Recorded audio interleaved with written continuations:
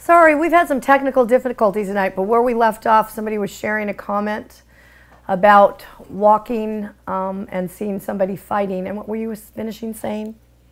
So I had seen somebody, they were getting out of the car, and they were obviously in a fight, slammed the door, and it just brought me back to a place of where I had been and living in that lifestyle. And at the time when I was in that lifestyle, it was normal.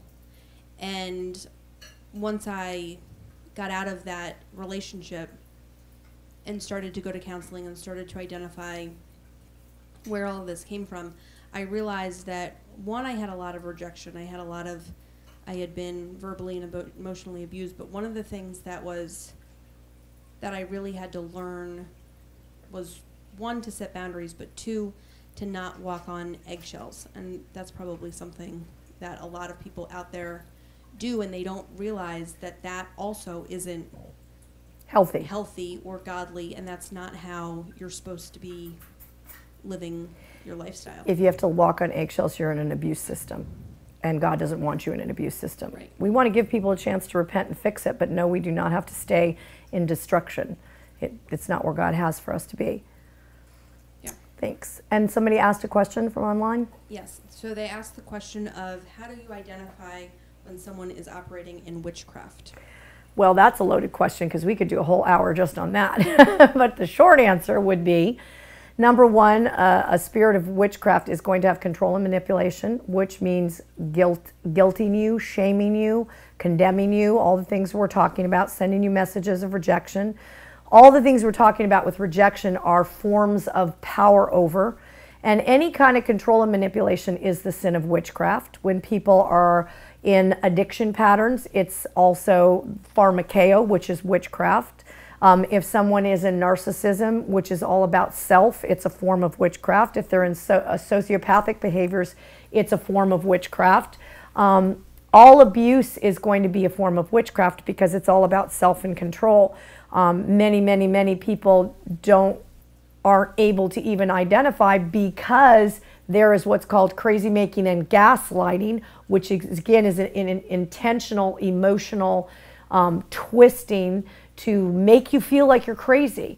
And that again is definite witchcraft with a spirit of perversion, because it twists what you're thinking, twists what you're feeling, twists what somebody says. All of that is operating in witchcraft, which is a massive topic. So, but that's to scratch the surface.